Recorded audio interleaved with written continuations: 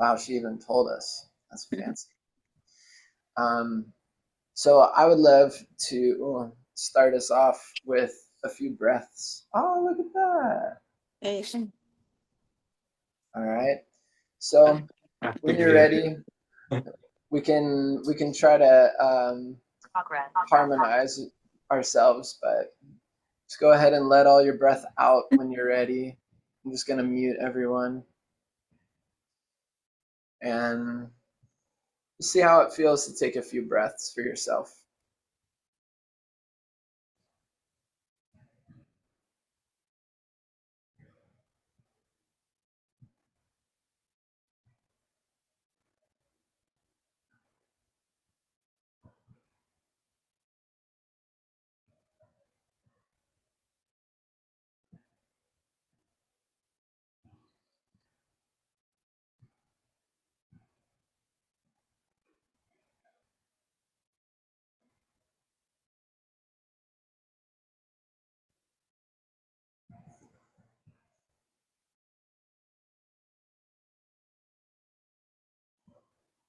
Something I want to acknowledge is the consistent presence of the women in healing spaces. Nathan, I'm glad you're here as well. Uh, for myself and for just about every facilitator I've ever talked to about this, it's most common that any healing space is uh, majority women. And I just want to acknowledge what important work you all are doing. And in a lot of ways, I feel that you're paving the way for more and more men to um, have this available within ourselves too. So just want to acknowledge that it's it's the real stuff. It's the real work. And I'm super grateful for all of you showing up so consistently. And it really shows. So thank you for that. And I want to share as we get into this topic of our mind and our heart, there's a third element that's a little bit more of a surprise element um, that I feel is really important in this conversation. But I want to share a story, a personal experience with the connection between mind and heart. So, once upon a time, I was living on the Big Island and I was in a relationship for like almost 3 years. And we were sitting outside one day and we said, let's try to read each other's minds. And we had this idea where I focused on something simple, a simple image. And then I attempted to share that with my partner. And we took a little bit of time. We tried it a couple different ways. At first, it wasn't really working. And then she's there and she's like, I don't know. It's like and I was like, well, what are you picking up on? And she's like, it doesn't make any sense. I just see this like red and I see these wheels. That's all I'm seeing is just like red and wheels. And I said, wow, I am sending you the image of a red truck, and specifically the red truck that was my first car like years and years back. And so I found that so fascinating that we were able to get that much information across completely silently. And I tried it with other people. She and I did it quite a few times and we're about that successful, of it being like almost there but not totally 100%. I tried it with other people and it was like way off, like not even remotely close. And I said, well, what's the difference here? And what I came to understand was that there was a deep heart connection between she and I. And something about that heart connection made our mind connection stronger and more able to be felt and shared in this like fun telepathy kind of way. And I share that to say, what about inside of us? If I am if my heart connection with another person's heart helps me be more in coherence with her mind, then wouldn't the same be true inside of me? If I'm more connected to my heart, wouldn't I also be in more coherence with my mind? And it's just a question to wonder about. Who knows? There might not be an answer. Um, I just wanted to drop that little morsel in here. Um, what we get to do here is to tune into this dynamic between our minds and our hearts. And I'll ask for some shares here coming up in a little bit. We'll do a meditation first. But just planting that seed of like, just feeling inside yourself if you were to put some words to the connection between your mind and your heart, if you were to just kind of feel into what that relationship feels like or how that is for you, just kind of planting a seed there. And what we get to do, or what, at least what I'm offering here, is the opportunity to go another layer deeper from that. But I feel that it'll help to start with getting a little bit of clarity around how is that connection?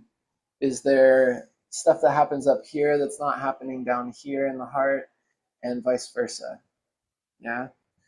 So maybe I'll just kind of open it up to some shares here, and then we'll dive into the meditation.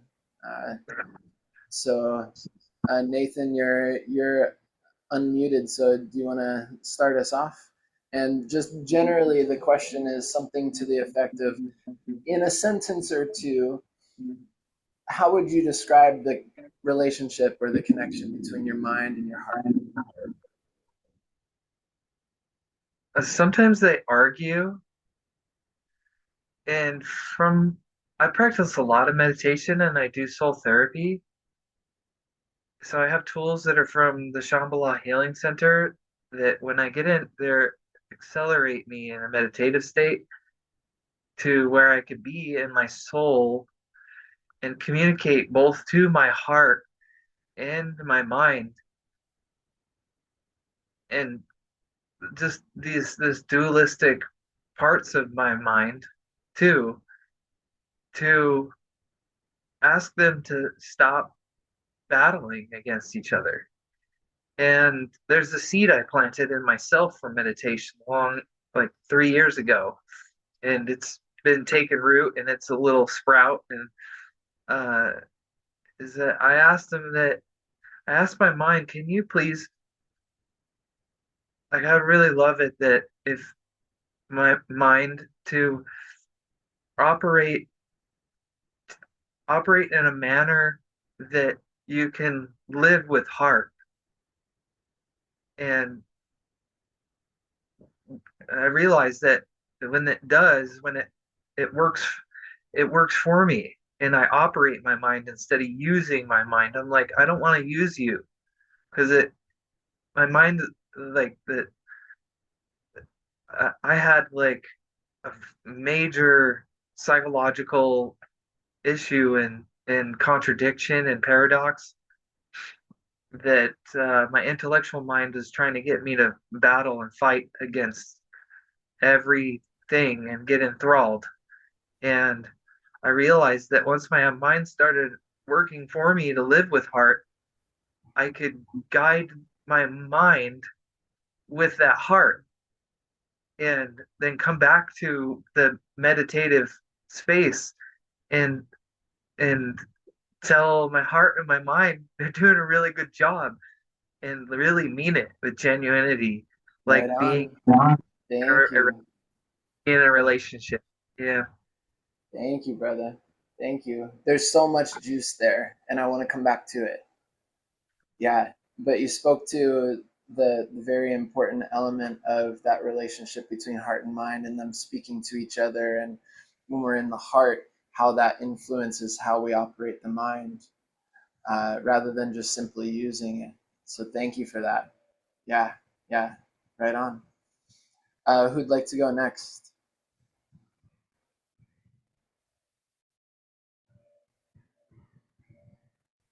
Don't all speak at once. All right, I'll Oh, go. um, yeah, just to kind of echo what Nathan said, sometimes I imagine the two, what are they, like the grumpy men from the Muppets, like the two that argue all the time. Like that's what I feel like is just like they don't get each other, you know? And for me, my heart is a little more feminine than the mind.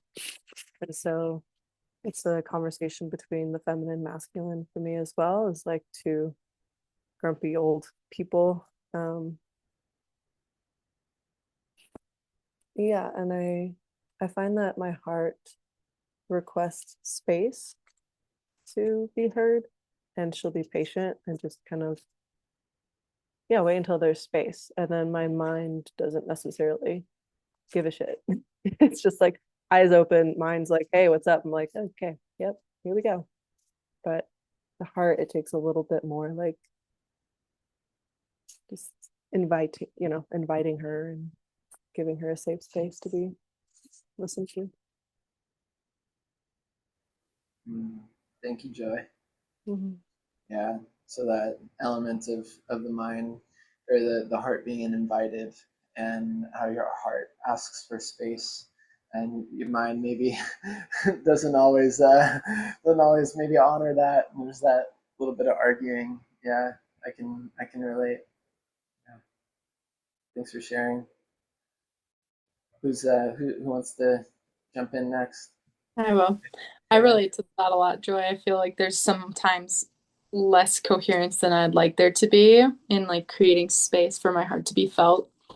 And recently, what my experience has been between my heart and my mind is like a lot of disconnection, which isn't like what I'd like it to be. I'd like to be more connected. I was feeling very connected to it a few months ago before I went back home, and then being in my hometown challenged me in ways where I feel like I closed my heart quite a bit for protection. And so I'm at this point, and part of why I'm here is to build that connection again and to open up my heart. And I notice that why there is a lot of arguing sometimes and why there's been disconnections because I feel so much in my heart that sometimes it's like, no, I don't want to feel that. It's so much. It's so scary to feel all these things. And so it has felt easier this past couple months to just like close it down a little bit and protect myself that way.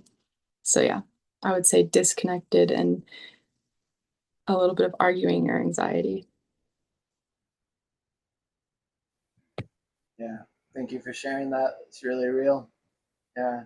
Um, that element of the coherence, that there's less coherence than what you'd like, and there's this disconnection, and kind of a few months back there was a lot of connection and then disconnection to for being in your hometown, and maybe it felt a little safer to disconnect in those ways and a little easier to close down. And yeah, thank you for that. We're coming back around to that notion there. uh, Nikki, or are we?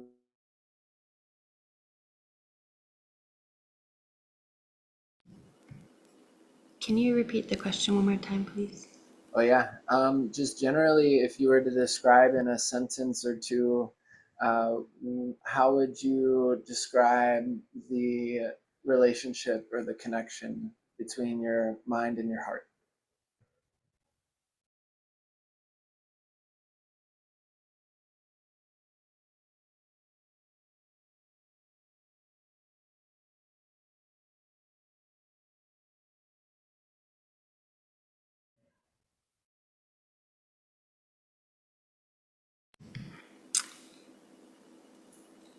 The word that comes up when you were saying that was interweaving, like interweaving the two and being able to like lean into each one when it's necessary, because I think they're both helpful in a lot of ways.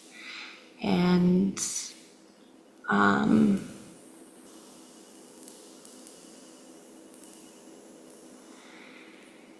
and yeah, tapping into the expansion of both of them, that is definitely, I guess,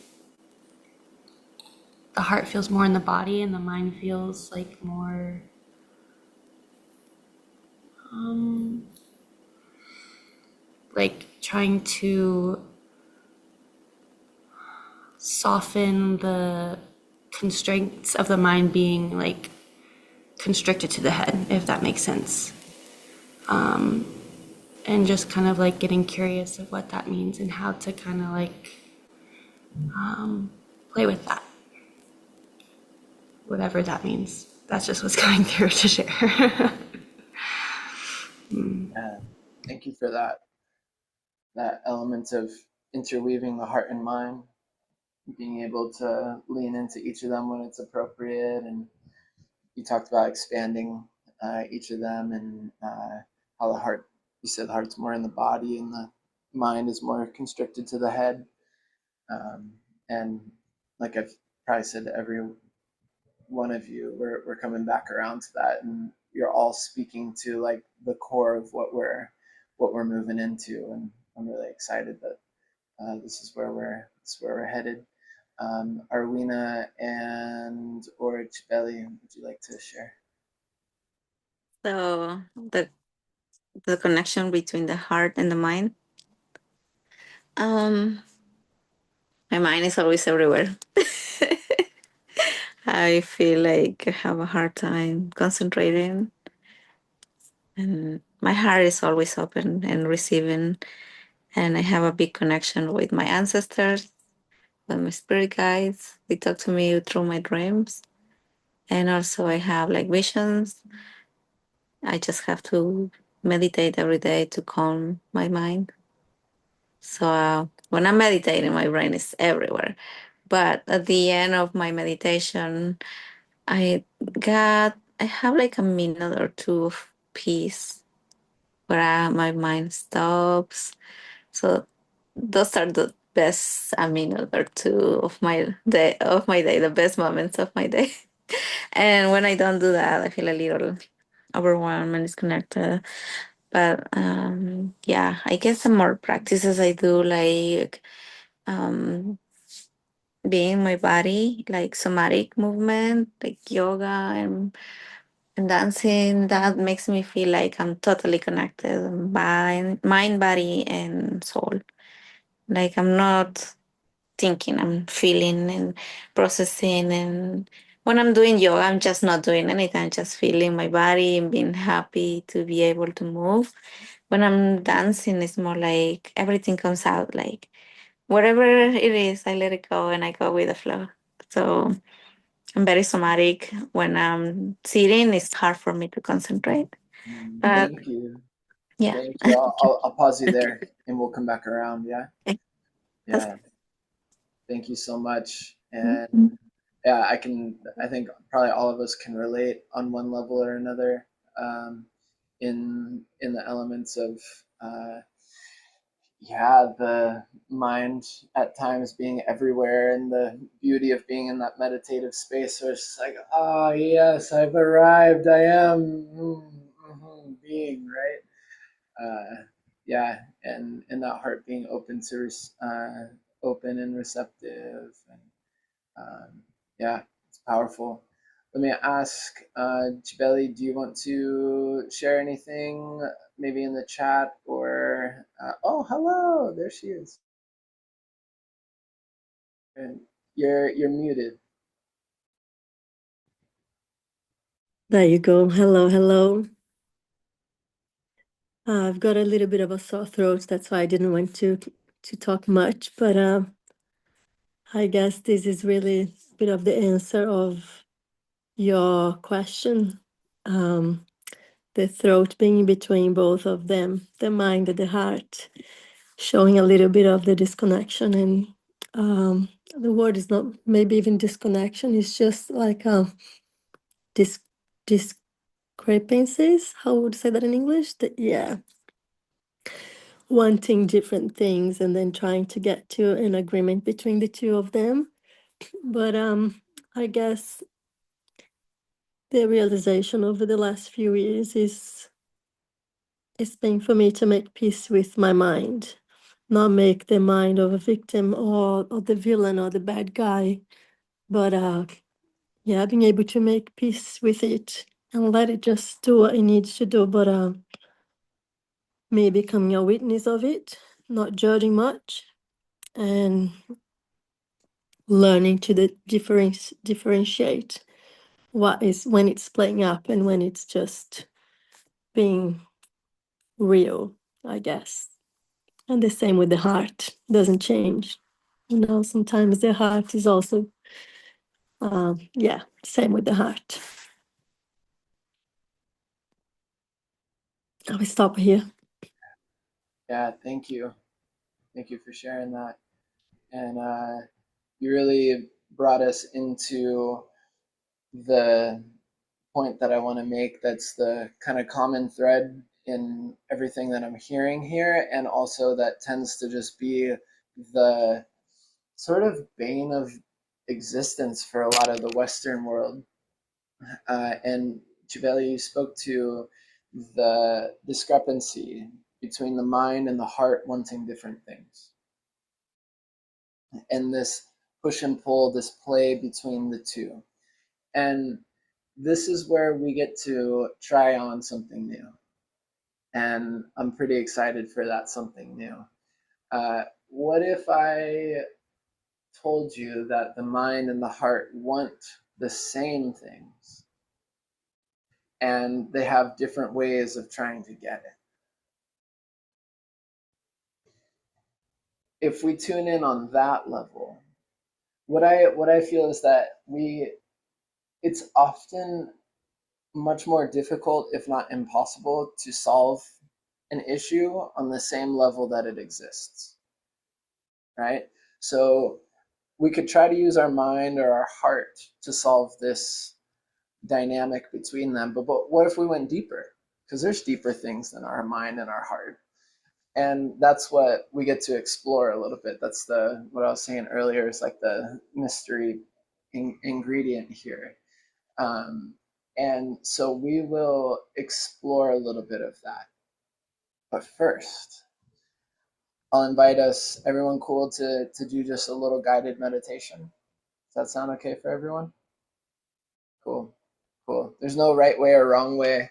I trust that we all have our way of sitting and getting comfortable for a meditation. So you're welcome to do that. Get yourself into a nice, comfortable spot. We'll just be here for 5-10 minutes or so. You're welcome to close your eyes. I'm going to do the same.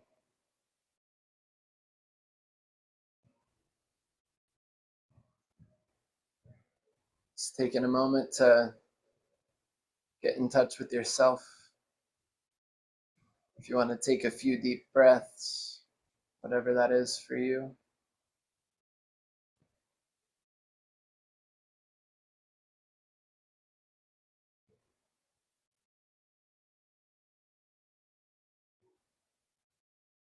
And first, just bringing your attention to your heart or your mind.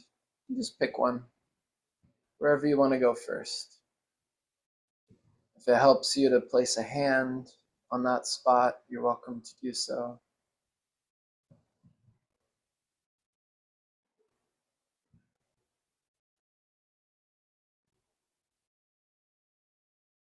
Just in your own way, starting to tune in to that part of you.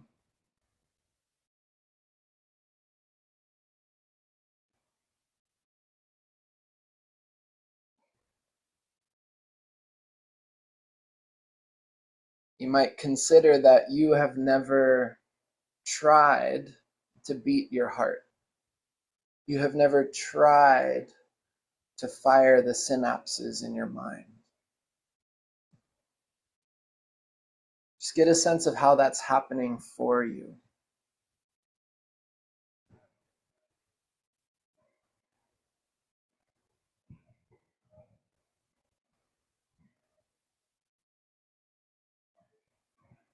You might feel your heartbeat.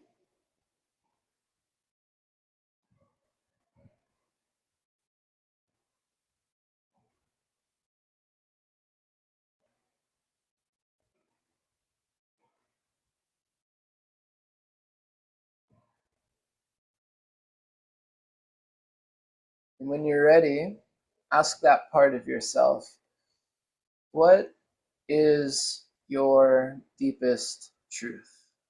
If it's your mind or your heart, just ask and just listen. What's your deepest truth?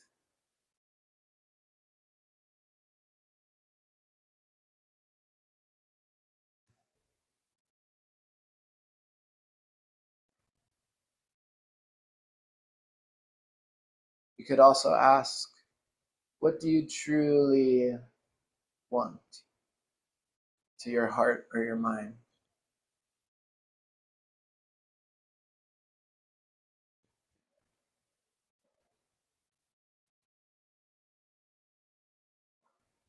Just feel that.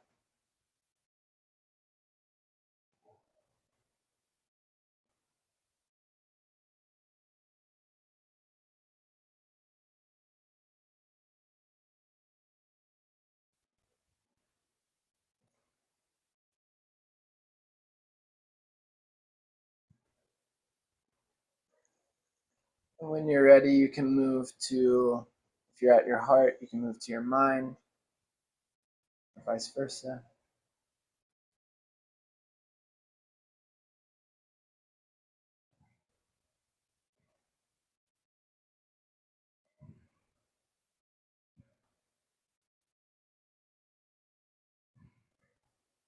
Just getting in tune with this other part of you.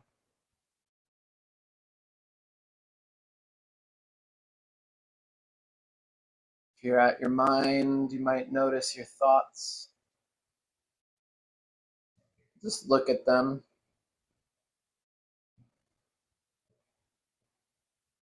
You might notice how gentle or how hard your mind is working.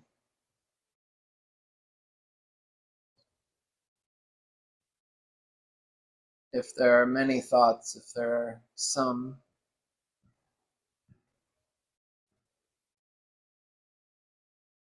if it's crowded, if it's spacious.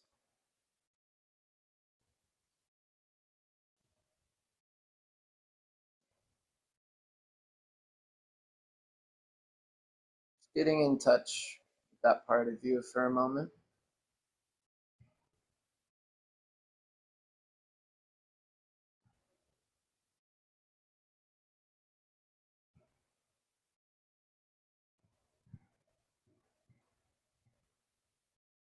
So often in a meditation, we push the mind away. Just invite it in for a moment.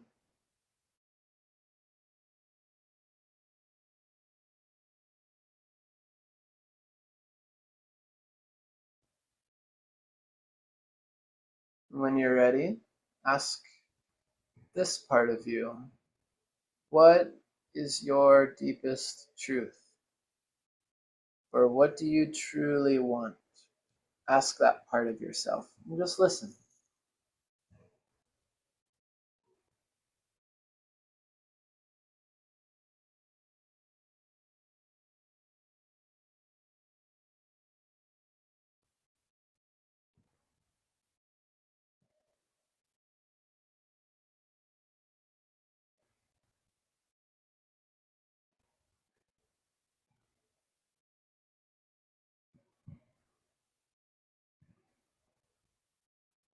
There's no right answer, there's no wrong answer. Just listening for what arises.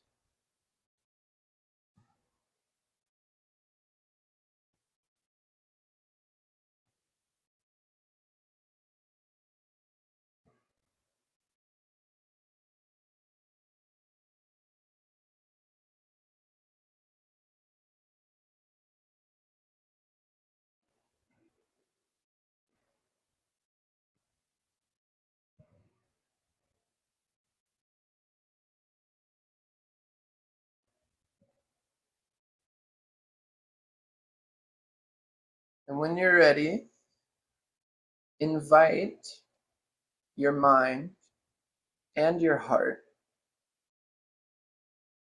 to communicate with one another. You might ask each one, hey, are you willing to communicate? You might see them in front of you like people.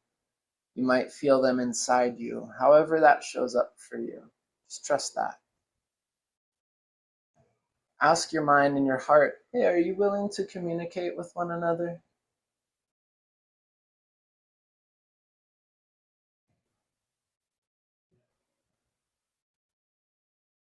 And in whatever way feels real, have them each share their deepest truth or what they're truly wanting.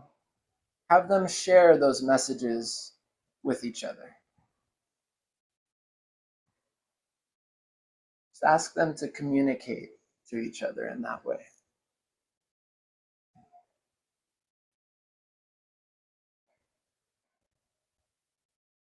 It might be inside you, it might be outside. Just trust how you're experiencing that.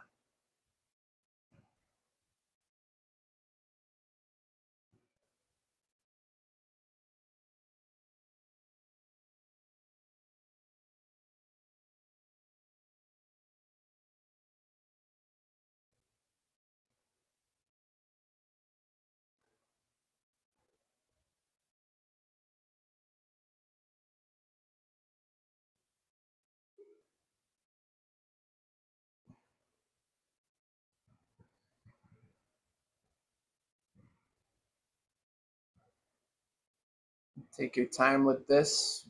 When you feel that they have shared their intentions with one another, and thank them and come on back.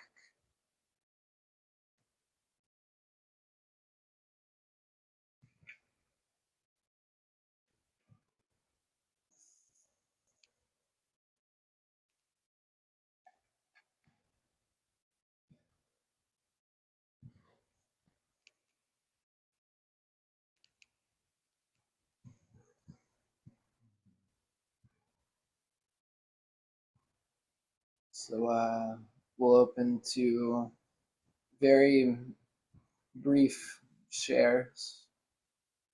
Just be mindful of the length, but would love to hear anything that uh, arose or anything that you feel to share. Anybody can start.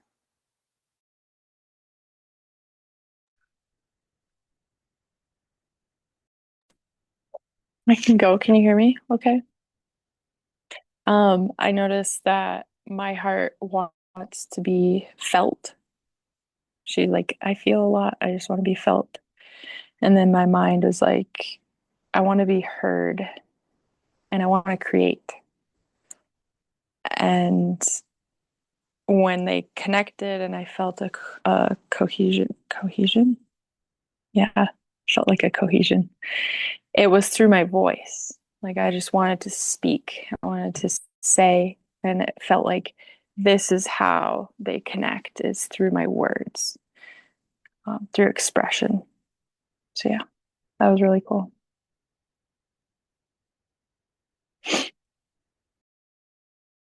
Beautiful, thank you. Who's next?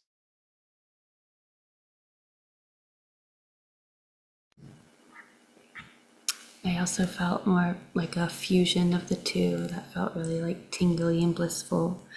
But the message that kept coming through was live without constraint. And that was kind of like for both of them. And in the same breath, they still wanted to protect me. So.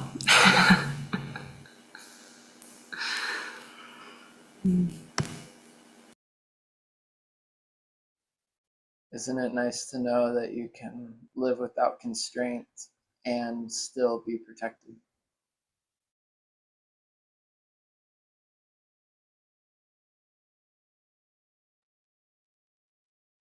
When I asked my heart what its highest truth was, just like without hesitation. She's like, I love you. Like, oh, okay, thanks. And then when I asked my mind, the first thing that came up was I want to protect you. And when they came together, their agreement was mutual respect. And they both want to do a good job of their jobs.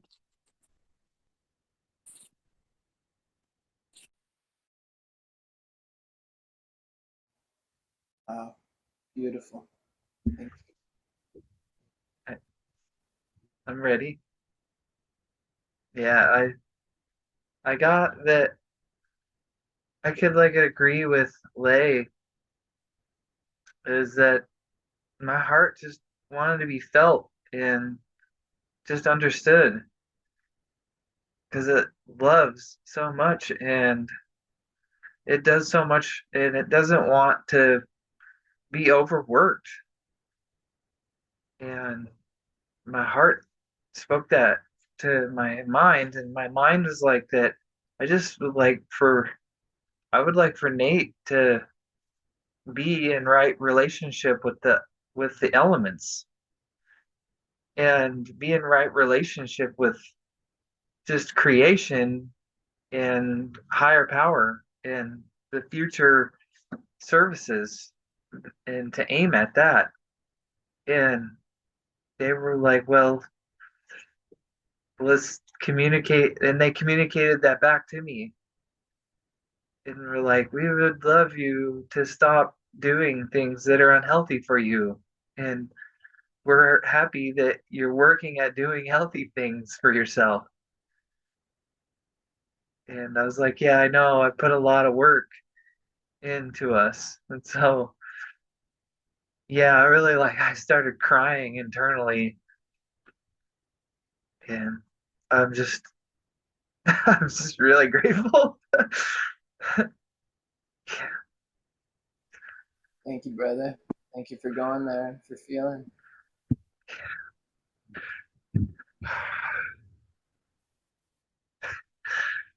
Who's next?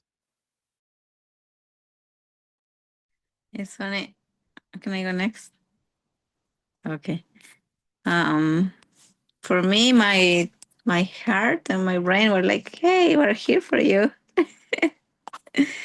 and it was fun to see that they love me. And my heart has red colors and green, like in its own ecosystem, and then the brain is full of rainbows and colors, like multicolor. And they were like, "Hey, why don't we just make like a paradise?" And then I saw me just going happy in the ocean and walking and just splashing everything with my face. It was fun. They were like, "We love you. We got you." Yeah. It So was fun. so colorful. Thank you. It was fun. I was like, oh, there is so much coherence. I just didn't know. I just had to be like connected, and that's it. It was like when it has, when like a tripod has a leg that falls off, and it's like, hey, come back. Oh, and then like, oh, that was that simple. Mm, It made me cry. Thank you. thank you. Yeah. Hey, and Shelly, do you want to share there?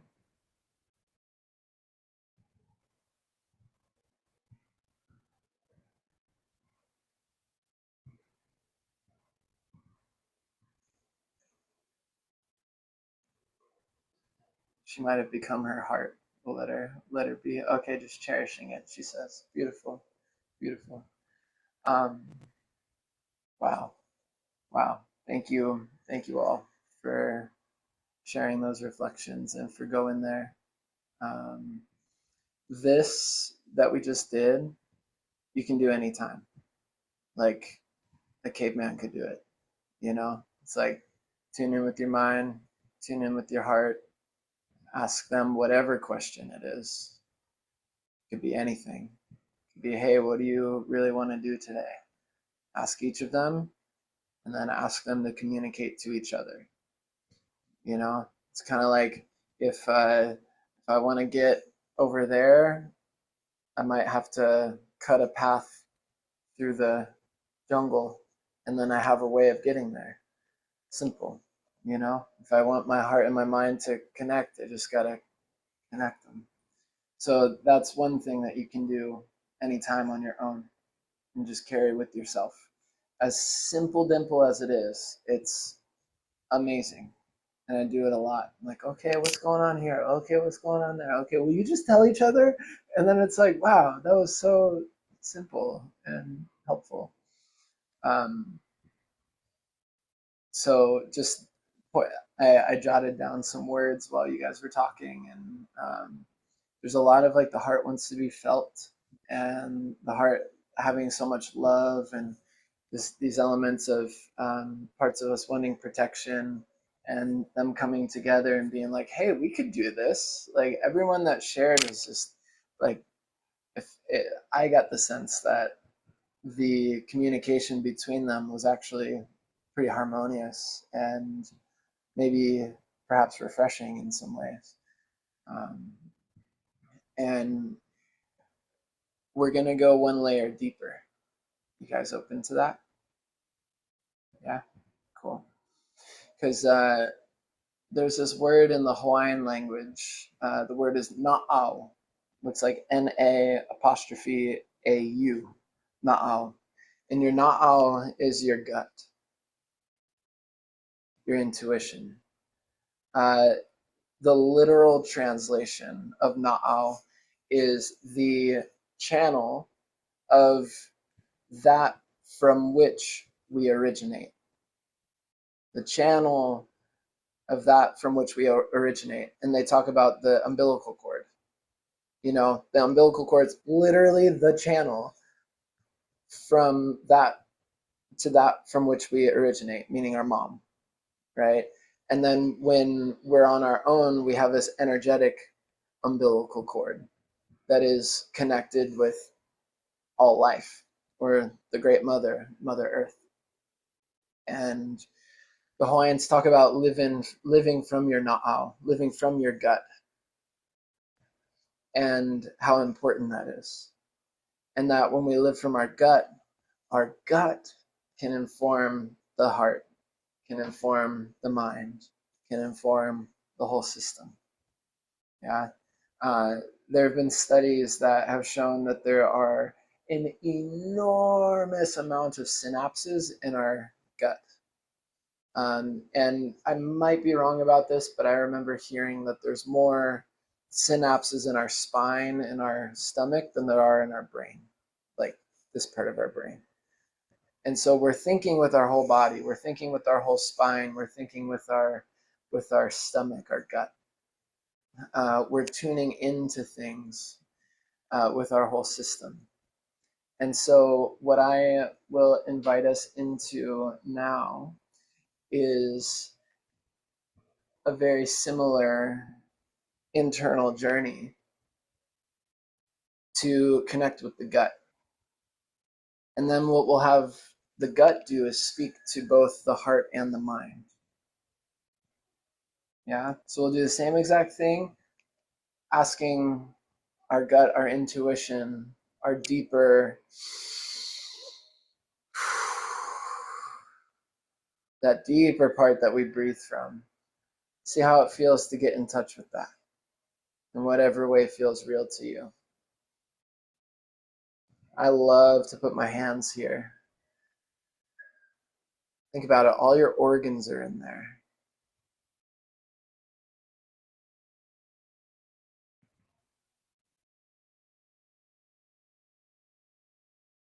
Starting to tune in with your gut, your intuition. Whatever that means to you, trust that.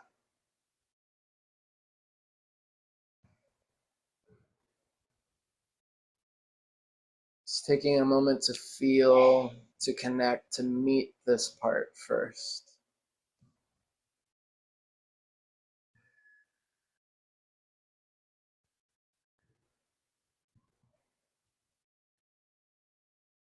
And ask this deep part of yourself. Hey, what's your truth? What do you want? What's your intentions? And just listen.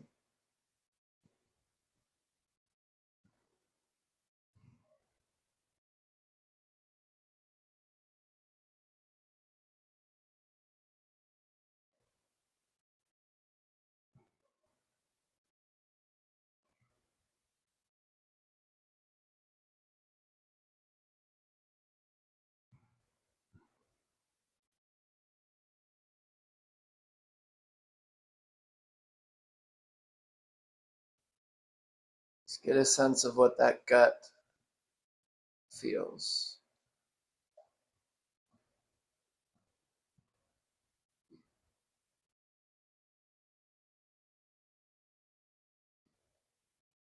And when you're ready, invite your gut to speak its wishes, its truth, its intentions with your heart and your mind, opening that communication. Just ask your gut to share with your heart and your mind.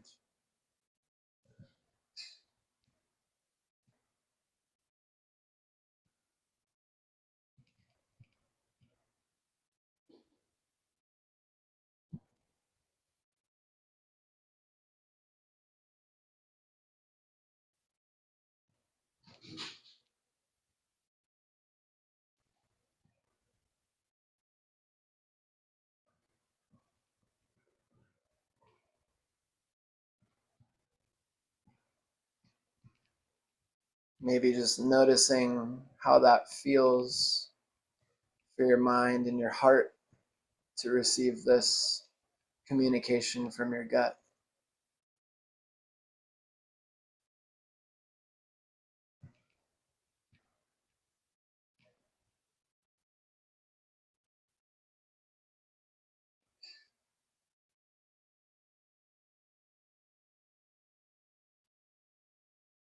We're going to take this a layer deeper. So still feeling that gut of yours. You could imagine or feel or visualize an a cord of energy, maybe an umbilical cord, connecting you to your origins. This comes through your mother, your father, your ancestors, comes through nature. Trust how that's showing up in this moment. Get a sense of your connection to your origins.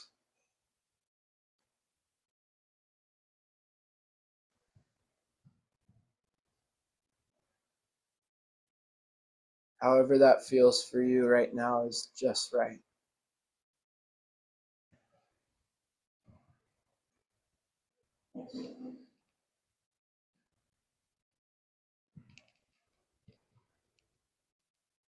Just tuning in.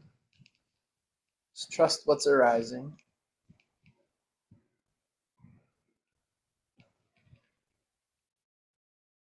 When you're ready, ask that connection. What is your deepest truth? What do you truly want? Just listen.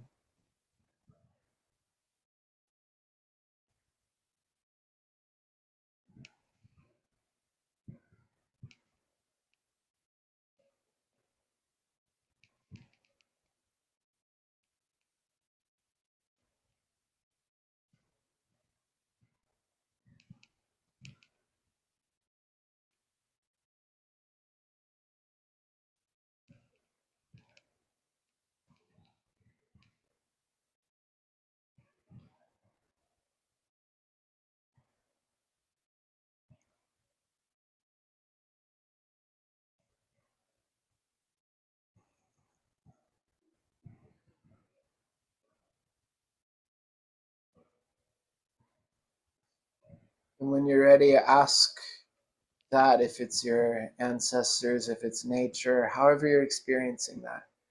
Ask that to communicate with your gut, with your heart, with your mind, and share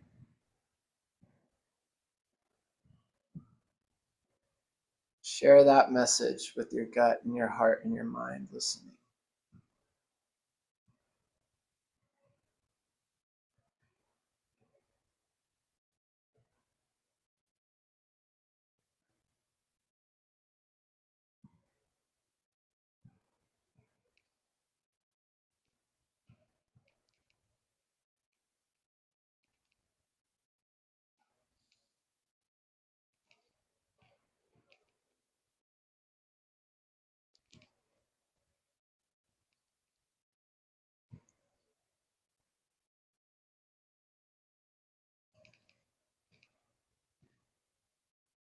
Take your time. When you're ready, give gratitude to all of these parts of you, and come on back.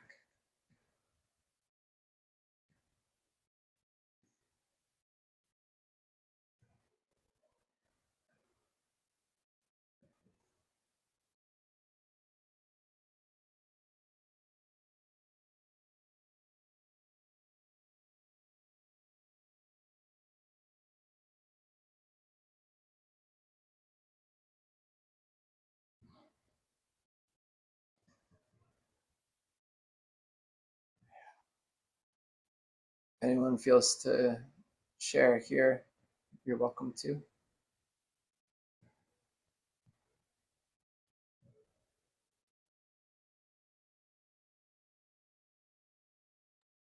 Okay.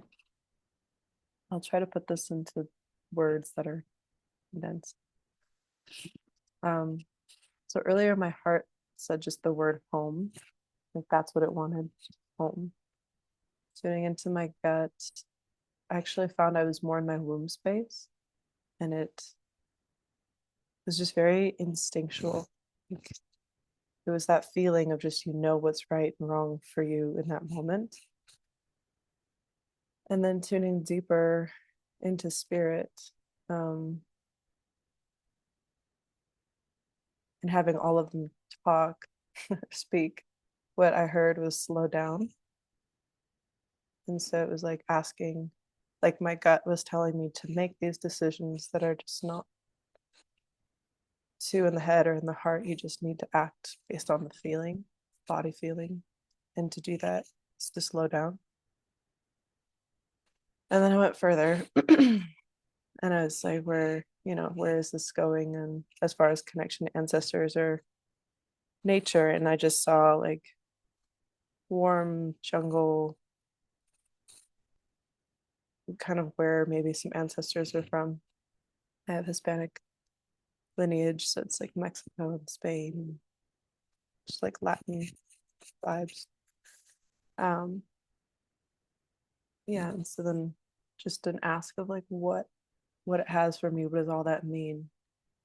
And it was just this really direct, like, you need to go back to somewhere tropic, like soon, which is awesome. But I roll my eyes because I keep convincing myself that I'm gonna stay put somewhere. And so yeah, but it was like that guttural ancestral message, almost like an abuela with like a spatula or spoon being like, yeah, like what you need to do. And I was like, shit, damn it, you're right. Okay. Okay. So yeah, that was quite the experience.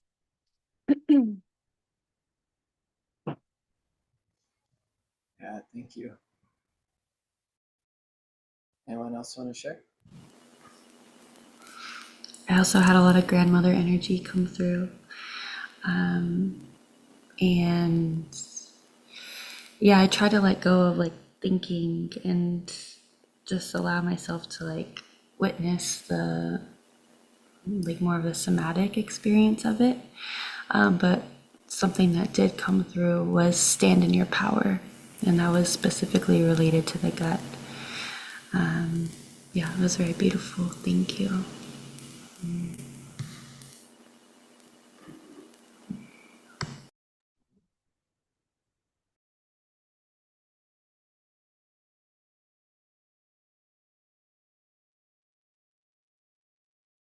yeah, I would like to share. I got ancestrally is to change my mannerism, to work at changing my mannerisms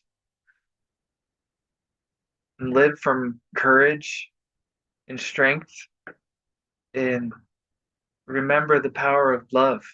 That my ancestors did a lot through survival and love and brute strength. And I can agree with Joy. I heard like slow down and listen to make different choices and just to go a different route of countenance and way of being and the way I conduct myself. And once I change that, I will be able to heal and fix ancestral patterns.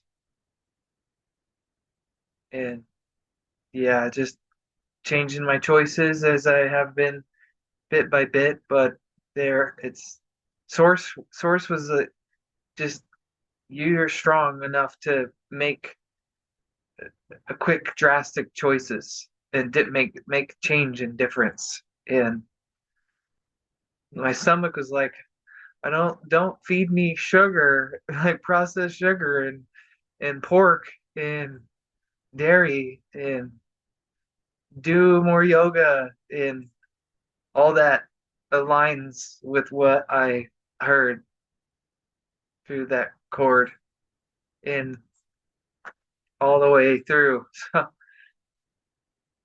there was a full coherence there and kind of a shock. I got electrocuted. My Thank you. I got my spine was electrocuted. Beautiful. Thank you for sharing, brother.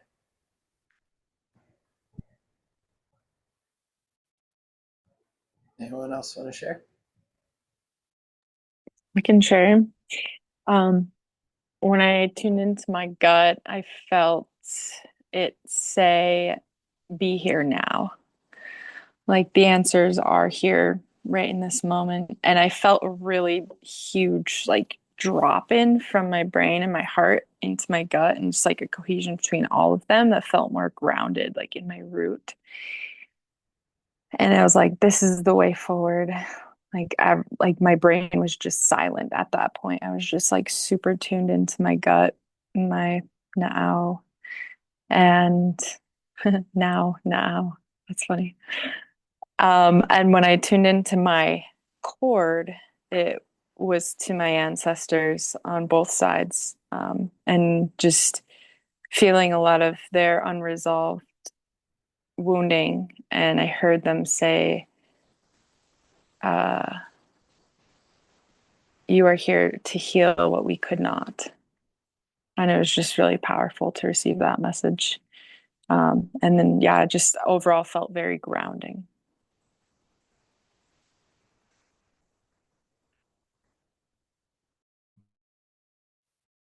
Thank you. Anyone else feel to share before we move on?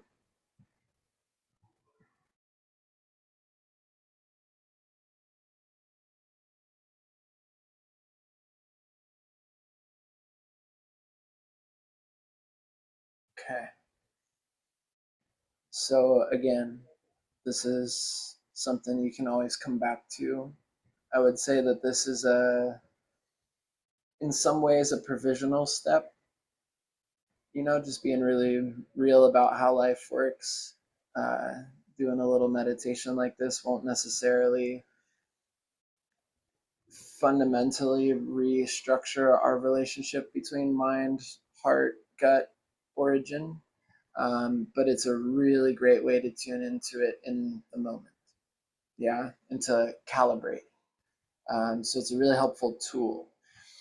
What we're speaking to, however, is the reality that these parts of us have learned to work separately.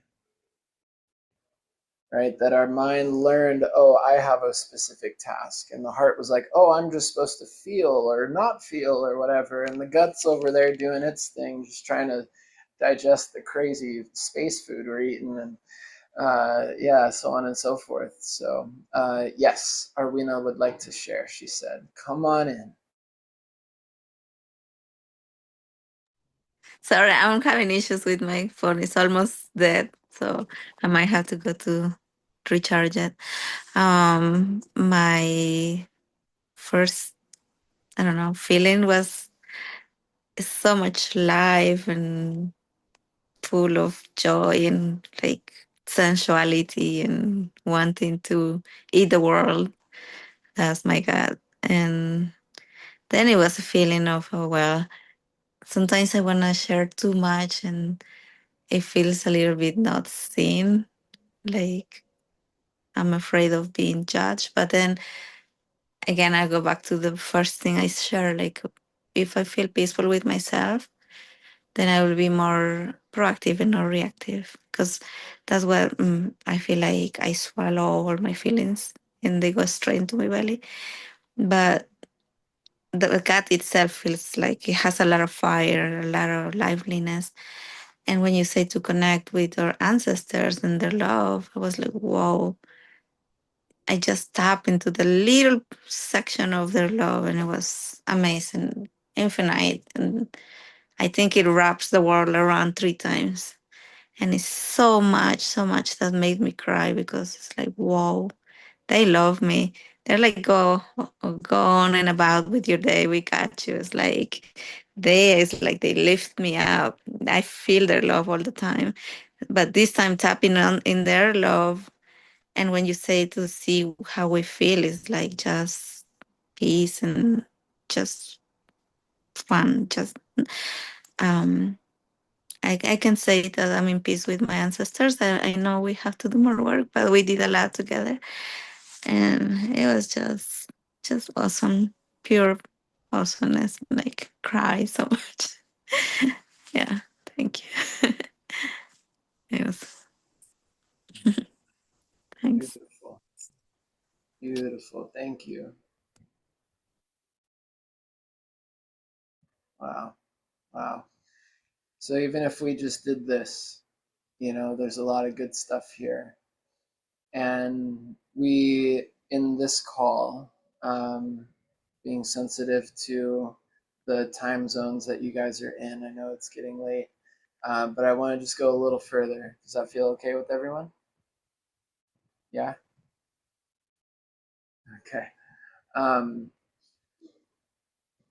the, the piece of all of this that I feel is perhaps the most important when speaking on the mind learned to go one way, the heart learned to go another way, the gut learned to maybe disappear, and let alone our connection to our ancestry or our source or our spirit or our womb. Um, all of these got very convoluted and muddied up for a lot of us, realistically, myself included. However, however, the core piece that I keep coming back to, and a lot of you have heard me say this, is that every belief, behavior, pattern, choice, disconnect between heart, mind, whatever, every single one of those choices, whether they're conscious or unconscious, has a positive intention. It was attempting to do something good,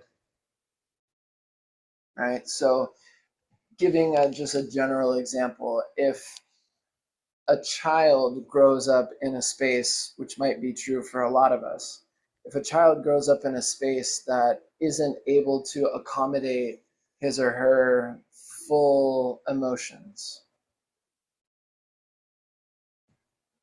we learn in some way or another, it's a little different for everyone, but we learn, oh, my emotions are too much, or something to that effect, right? Personal example, I, as a little kid, I was so smart. I was so witty. I was so like aware of what was going on around me. And when I would speak to it, if my mom didn't like it, that was not okay. And so I learned to shut that part of me down that had like crystal clear understanding and vision of what was going on around me. But I learned, oh, don't do that. Right. And so, in a lot of ways, we each have these different um, superpowers, maybe many of them, that were maybe too much for our parents or were not held in the ways that we ideally could have needed them to be held. And I'm sure that there's examples arising for each of you in the ways that your gut, your heart, or your mind were maybe not given the space that they needed. And so, how this loops into the positive intention is to say, okay, well, if this family here can't hold my emotions, then in order to have resonance with them, in order to maintain connection with them, I'll just turn that off or something. You know, we each have a different version of that. So trust what it is for you. Um, and so somebody once asked me, when I asked, well, what was the positive intention behind you completely numbing yourself to all your emotions? She's like, what are you talking about? There's no positive intention behind shutting down my emotions. And we went in a little deeper, and she realized that that was a way that she kept herself safe. I was more safe without emotions than I was with emotions. And so, what was the positive intention? Safety. Okay, how can I get safety and have the emotions that I want to feel now? There's a million ways. There's a million ways to feel your emotions and have safety within your life. Yeah, we know that now. But as a kid, that might not have been the case. Maybe the best option at the time was to turn it off. Yeah, so what I want to invite here is what, in hearing that, what does it stir for you? And what we can do is play around a little bit with just taking one step as to say, what was the positive intention? It might be related to your mind, might be related to your heart, to your gut, to your connection with your source or your spirit, your womb. What is it that you learned? And then we can explore what the positive intention was behind that. I can support that inquiry. So if anything's arising for you, you're welcome to share, and then we can feel into it.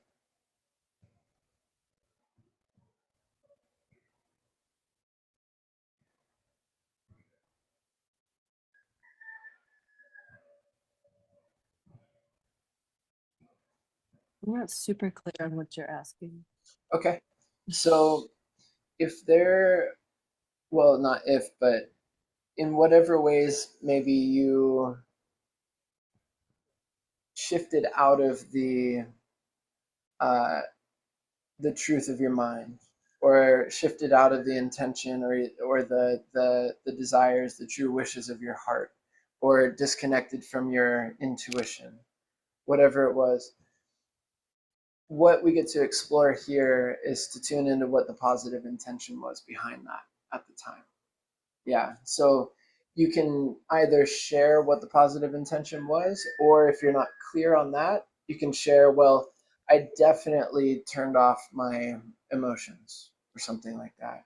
And we can explore what the positive intention was. Does that make some sense there? Yeah. Zeph, are you talking about when we were kids or like currently? It all relates. So it can be Mm. either or. I mean, I can go because it's coming up for me pretty strong. like I said, I've been feeling my heart shut off to protect myself after going home to see family and people from my past. Um, it's been a really big chapter of me just protecting myself. And I can see the positive intentions, just safety and maintaining connection. And so remind me or remind us what aspects of yourself you have like turned off or disconnected from in order to protect yourself. Turning off my emotions, not expressing myself fully. So by not expressing yourself fully and by turning off your emotions, you found safety or protection. Yeah. Yeah. So and we're just sort of demonstrating this dynamic of how beautiful is it that you are wise enough to want to protect yourself, right? Just starting there, like we're really just little increments, right? Just acknowledging, wow, I care about myself so much, or in this case, you care about yourself so much that you're willing to shut off your emotions and your expression in order to protect yourself. If we just look at the architecture of it, not judging if it's should be that way or shouldn't, that's beautiful.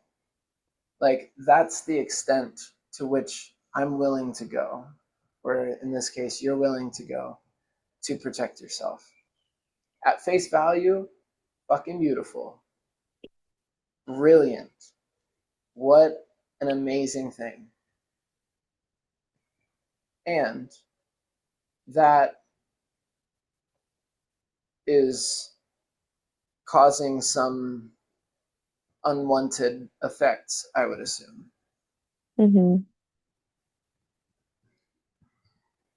What's happening as a result of disconnecting from your emotions and your expression? Yeah, like it's almost like I'm doubting myself more. Like I don't trust myself. I don't trust what I'm feeling to be true. So I tend to like tell myself, "Oh, that's not true," or "I shouldn't share that because that's not true," or "Is that true?"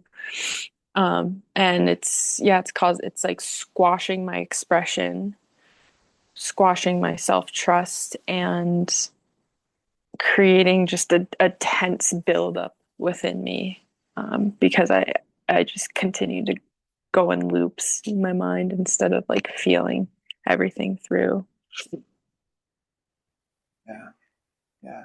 So there's that element of the self-trust Mm-hmm. falling away or being questioned. Yeah, and the squashing of your expression in these.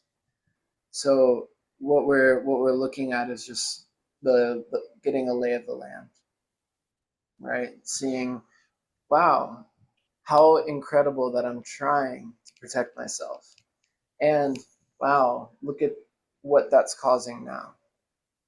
Yeah, and so we could go deeper into that.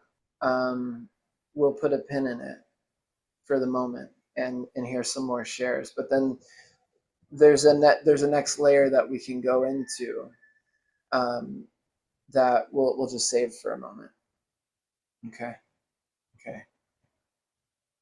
Would anybody else like to share what's arising for you? And I'll prompt it, Leah, so you can feel into it. The next layer being, when's the first time you remember experiencing that, right? And so I'll prompt that, and we'll save it for a moment. Nikki, you want to share? Sure, yeah, I just have a quick share. When you were talking, You need to unlock your iPhone first. Excuse me, that was weird. Um, yeah, when you were originally talking, I had this like instant memory pop up of how like as a kid I would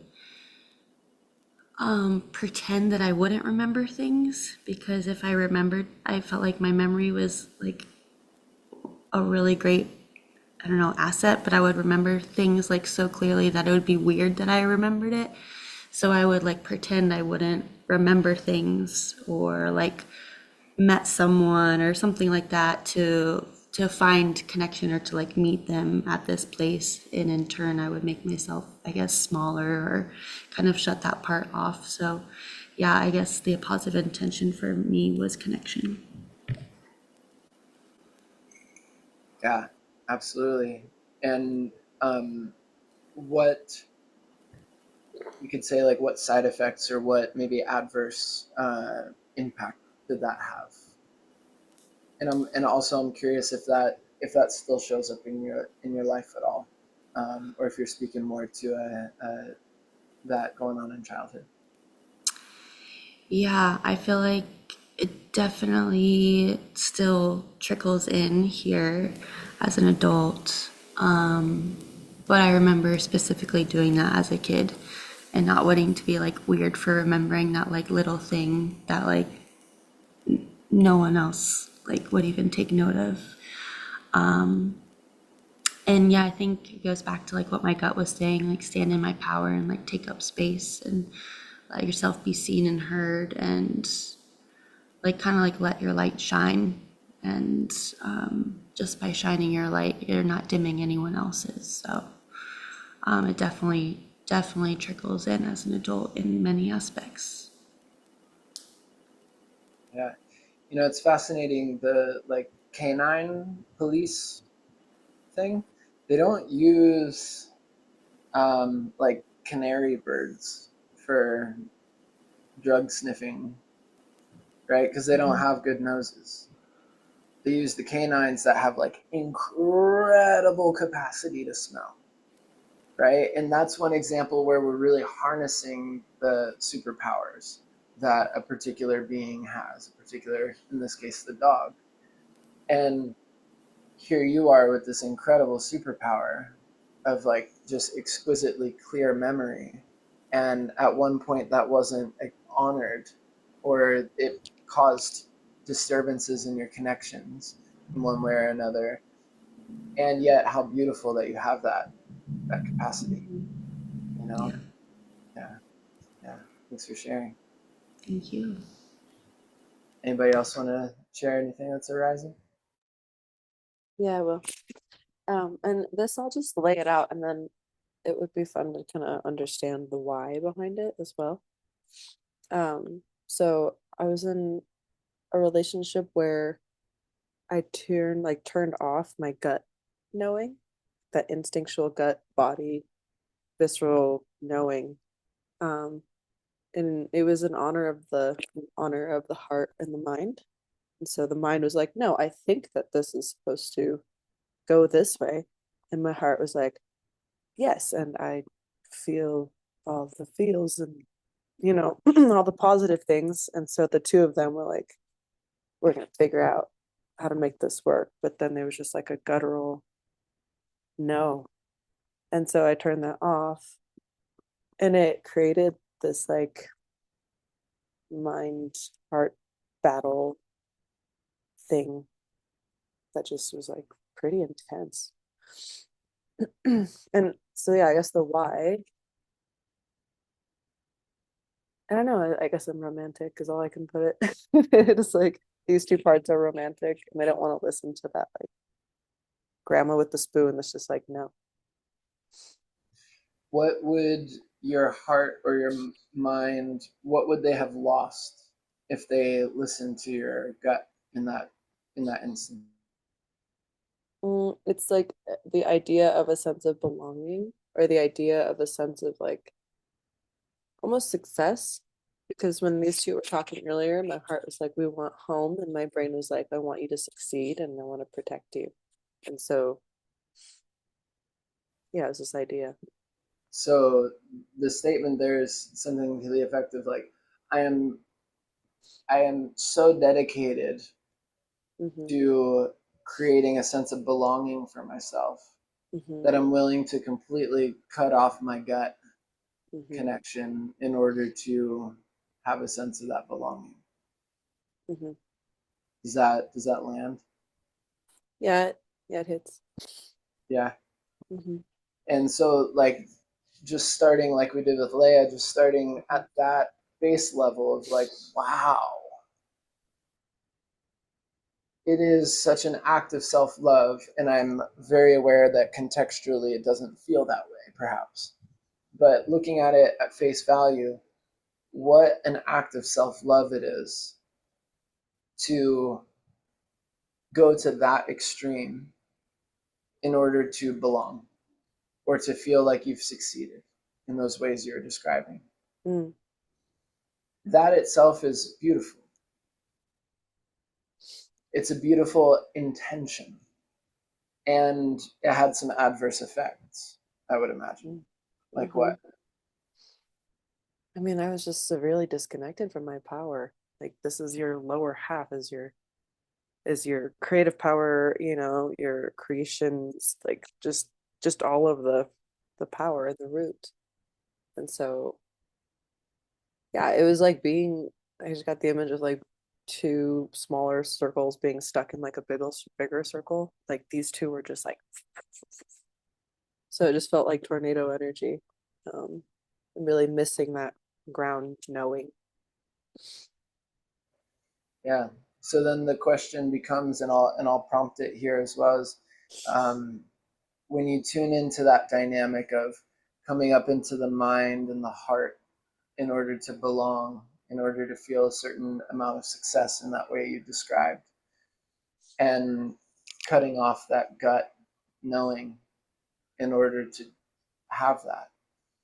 The question becomes, when's the first time, and I'll prompt it and you can feel into it.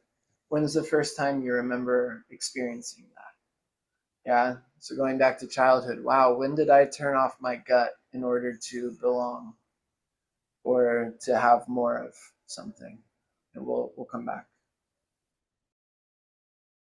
Does anybody else feel to share? Arwina?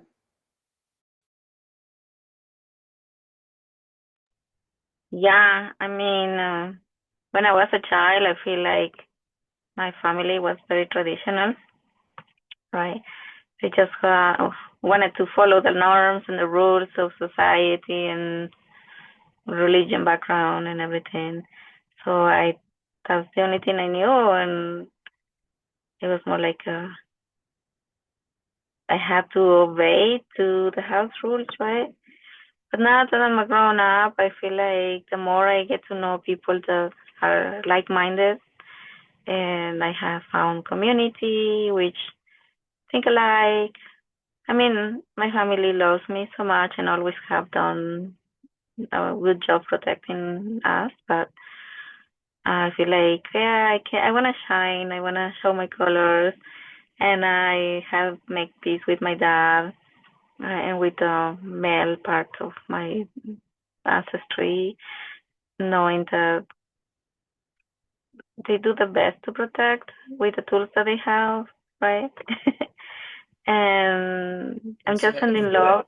I'm just sending love and making peace with my past and the way that I want to express myself. I want to be myself. I want to have my own likes and dislikes and experience through trial and error, basically. And proud of myself that I'm doing the things I need to do to experience in this life.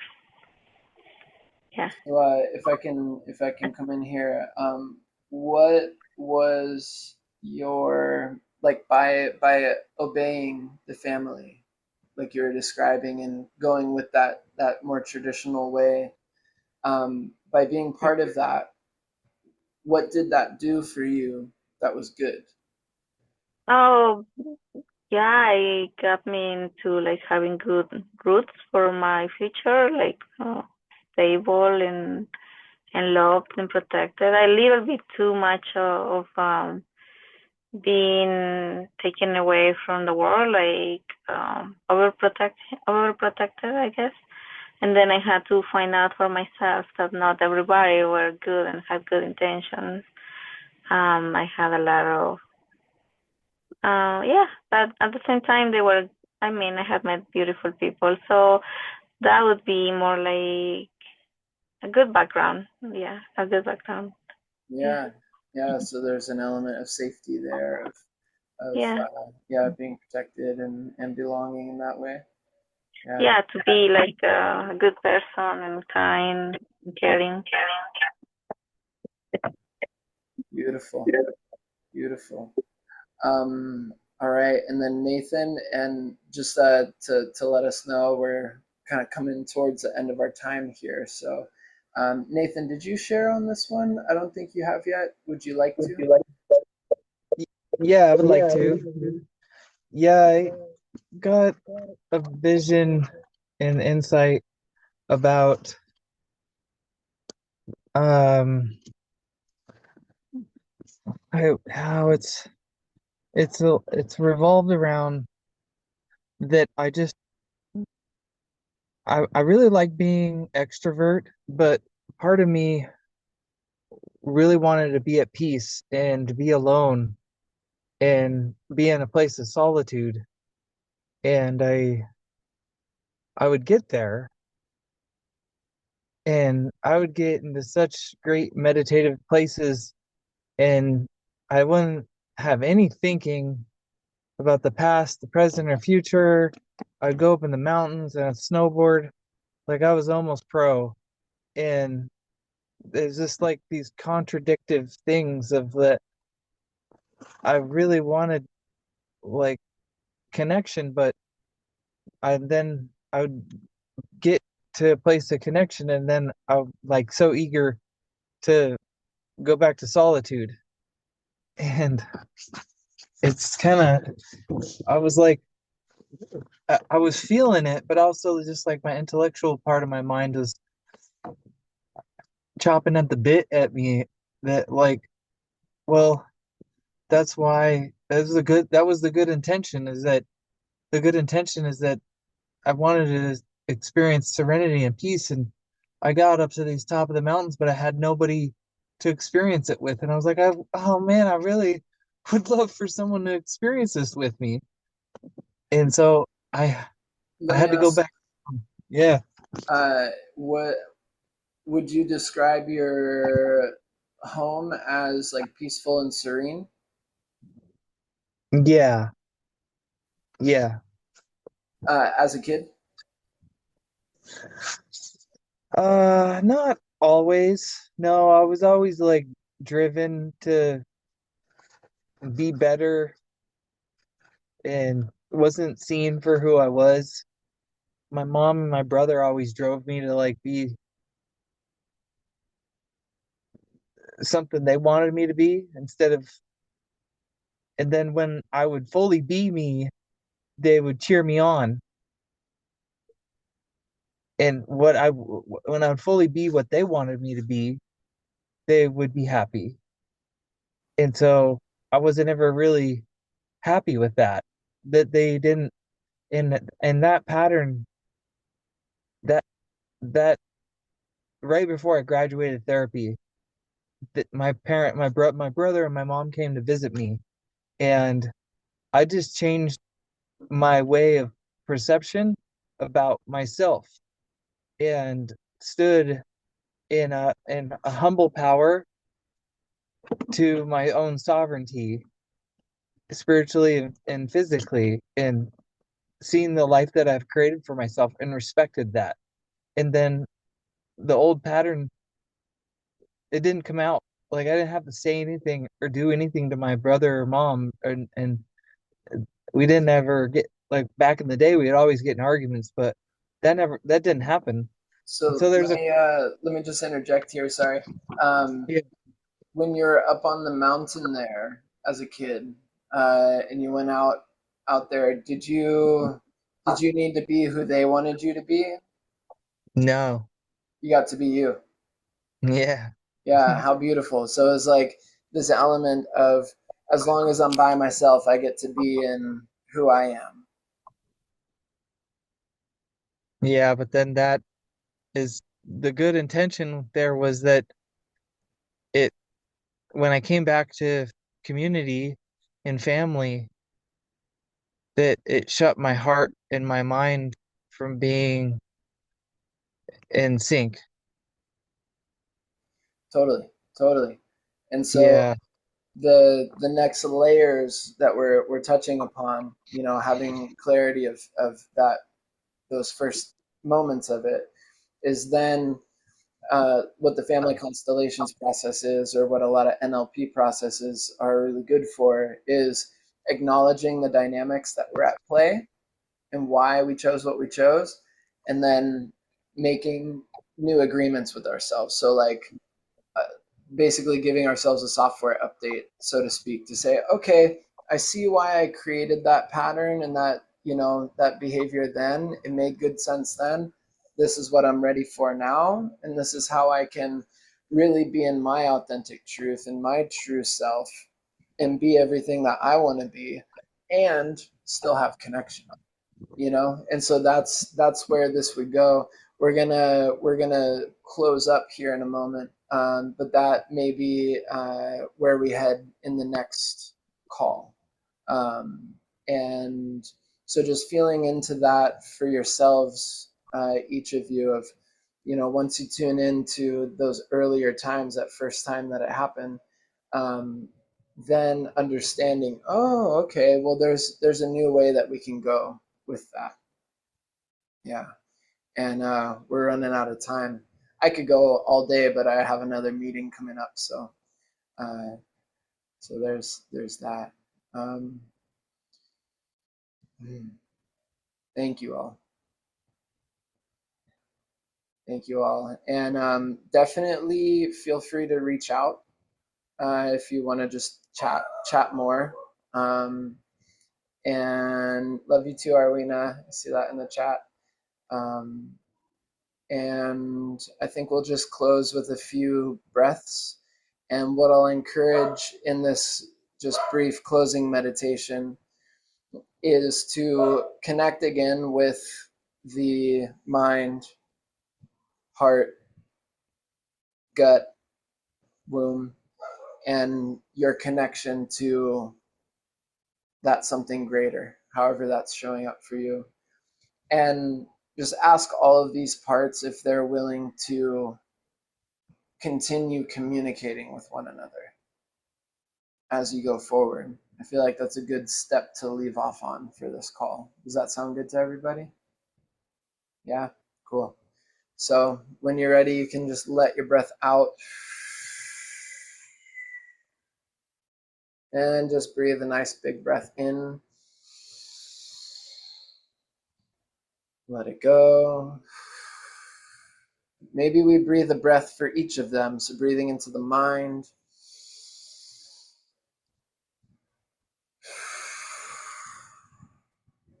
the heart,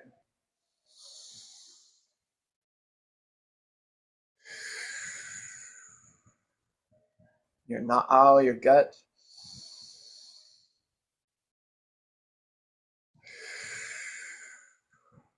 and that connection to the beyond, to your source.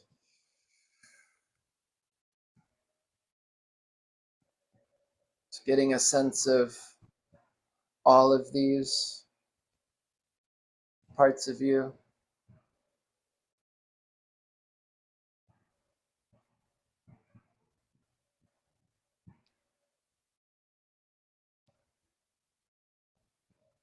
And just asking so simply if these parts will continue to be in communication with one another and with you.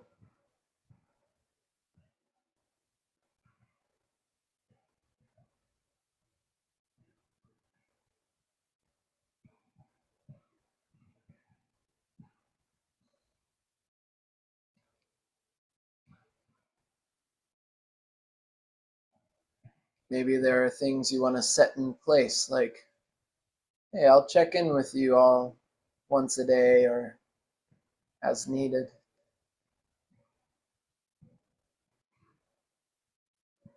Maybe you ask those parts of you to let you know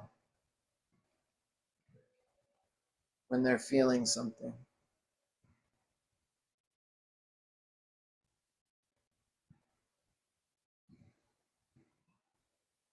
Maybe you ask them, hey, can we just get along? we'd be on the same team.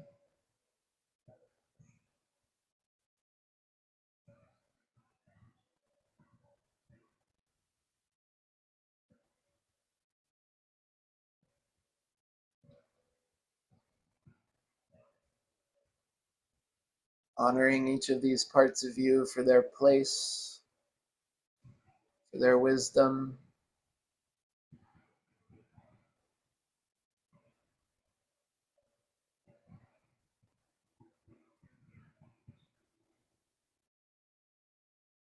All those who came before you,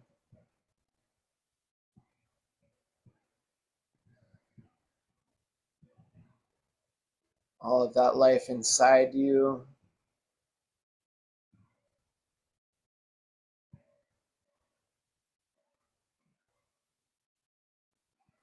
and of course, you.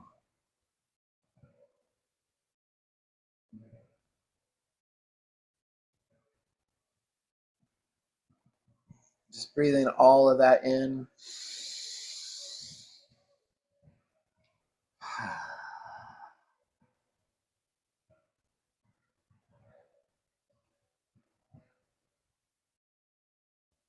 I love you all.